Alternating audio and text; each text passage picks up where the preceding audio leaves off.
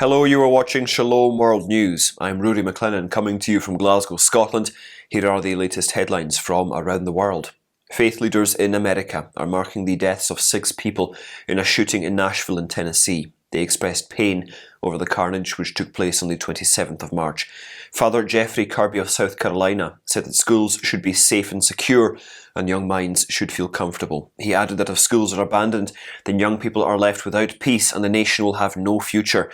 Executive of the American Family Association in Mississippi, Ed Vitaliano, said the whole Christian community in the country was grieving with the families of the victims. He said that amid increasing violence, the love of Christ is needed more than ever before. Pastor Jesse Bradley of Auburn in Washington urged the faithful to ask God for healing on different levels. At least 40 were killed and scores were injured after a fire broke out late on Monday at a migrant detention center in Mexico's Ciudad, Juarez.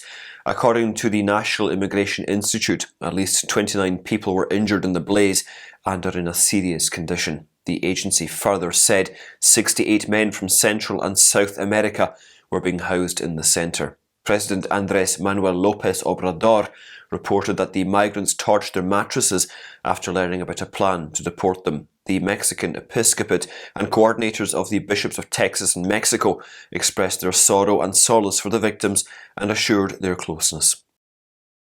French President Emmanuel Macron's decision to implement pension reforms has triggered massive strikes and agitations across the country. In many parts of France, left-wing groups have committed acts of violence, including arson, over the recent days.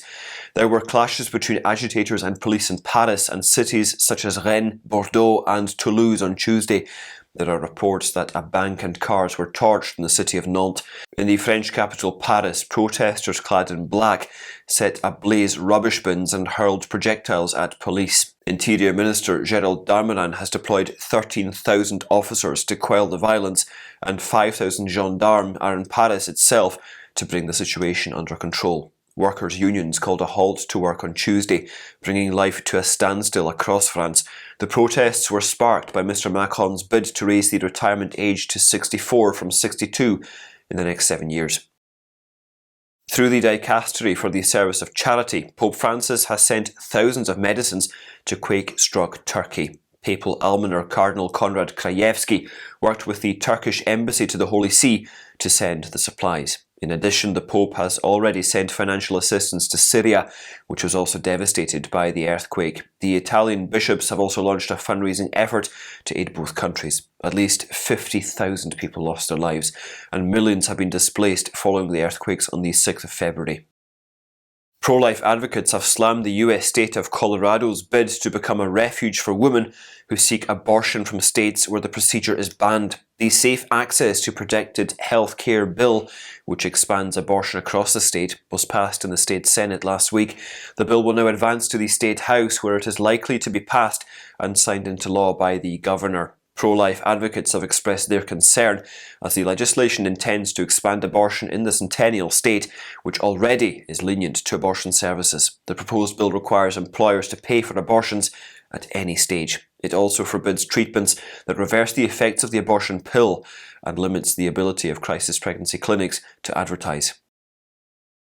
The Nicaraguan Government's staged interview of incarcerated Bishop Rolando Alvarez of Matagalpa is being criticised by many in the country. The interview has been slammed as disgusting and cynical by Auxiliary Bishop Silvio Baez of Managua, who lives in exile in the United States. On the 10th of February, Bishop Alvarez was sentenced to 26 years and 4 months in jail after the government found him guilty of being a traitor to the homeland. A government-supportive news outlet released photos and videos of Bishop Alvarez being visited by his brother and sister in prison last weekend.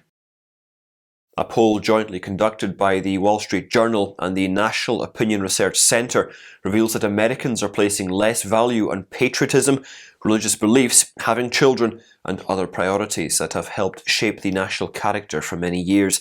The survey revealed that the country is also deeply divided when it comes to subjects such as the drive for racial diversity in the workplace and the use of gender-neutral pronouns. The poll showed that only 39% of Americans rank their religious beliefs as a top priority. That is a decrease from 62% recorded in 1998.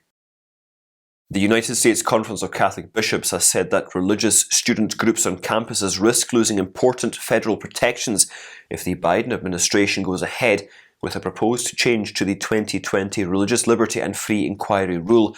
On the 23rd of March, the General Counsel's Office of the US Bishops submitted comments to the Department of Education, saying that the existing norms are common sense protection for faith-based student outfits that have faced discrimination on public college campuses for decades. In their letter, the prelates said that by protecting students of all faiths, the existing regulations ensure that students of all faiths will be welcome on public college campuses. The 2020 Religious Liberty and Free Inquiry Rule was put in place by then-President Donald Trump. The US House of Representatives passed legislation on Monday night that would subject anybody involved in the forced harvesting of human organs to punishment and fines. The Stop Forced Organ Harvesting Act was introduced by Catholic Representative Chris Smith of New Jersey, and it was passed with a vote of 412 to 2. Now it will move to the US Senate. According to this law, sanctions as well as civil and criminal penalties may be imposed on anyone who is funding, sponsoring or otherwise facilitating the forcible harvesting of organs. Individuals involved with the forced organ harvesting industry could face civil penalties of up to $250,000 and criminal penalties of $1 million and up to 20 years in prison. Medical ethics group Doctors Against Forced Organ Harvesting hailed the bill as a significant step forward in the fight to raise crucial awareness about the subject.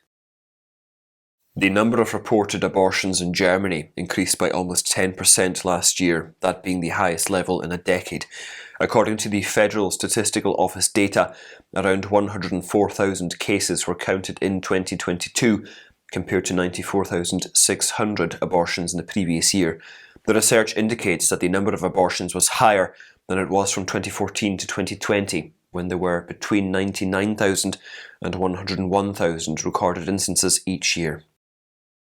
The Fabric of St. Peter, the Vatican institution in charge of the preservation and upkeep of St. Peter's Basilica, has unveiled a new project to speed up and simplify access for those desiring to pray and partake in the sacraments. According to a statement from the Fabrica, the Vatican's Italian Inspectorate of Public Security, the Governorate of Vatican City State, and the Vatican Gendarmerie worked together to open a new passageway dedicated to pilgrims in St. Peter's Square on Tuesday. This was on an experimental basis.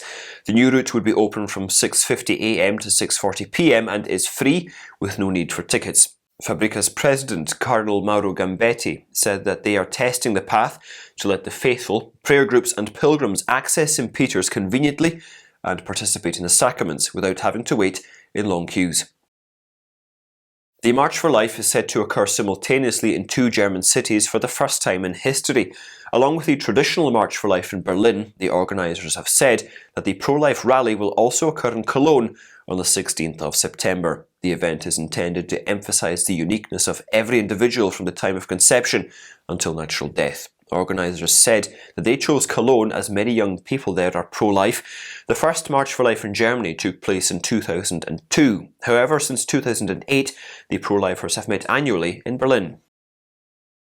The Catholic Church is still very much active in supporting the affected people in conflict-ravaged Ukraine. Speaking to Vatican News, Monsignor Robert Vitillo, the Secretary General of the International Catholic Migration Commission, said that Catholic aid agencies are at the vanguard in distributing food, medicines and other essential supplies to the afflicted people. He gave the interview after returning from the war-torn nation. Monsignor Vitillo visited Ukraine along with delegates from the Catholic Health Association of the United States and the Knights of Columbus. They carried with them medical supplies along with food packets and equipment to provide shelter to the displaced masses. The Monsignor said that during the visit they worked with the Greek Catholic Seminary to provide mental and psychological support for the seminarians. He also appealed for prayers from the faithful for the believers in the country. Afghan educational campaigner Matiullah Wessa has been arrested by the Taliban as teenage girls and women remain barred from classrooms. The 30-year-old had often received threats from the Taliban. Wessa has spent years travelling across Afghanistan trying to improve access to education for all children. The Taliban didn't provide any detail about the reasons for Wessa's detention, but a senior official said that the activist was arrested for high-level meetings with Westerners. Wessa had been to Belgium and met with several representatives of the European Union to discuss the deteriorating conditions for women and girls in Afghanistan regarding education. In Kabul, the campaigner met with UN representatives and international diplomats, which is thought to have irked the Taliban and resulted in his arrest. This follows the detention of several other activists who have been campaigning for women's education in the country. And those are your latest headlines. Do join us again tomorrow for more, and in the meantime, do remember, you can always visit swnews.org for more updates. Shalom.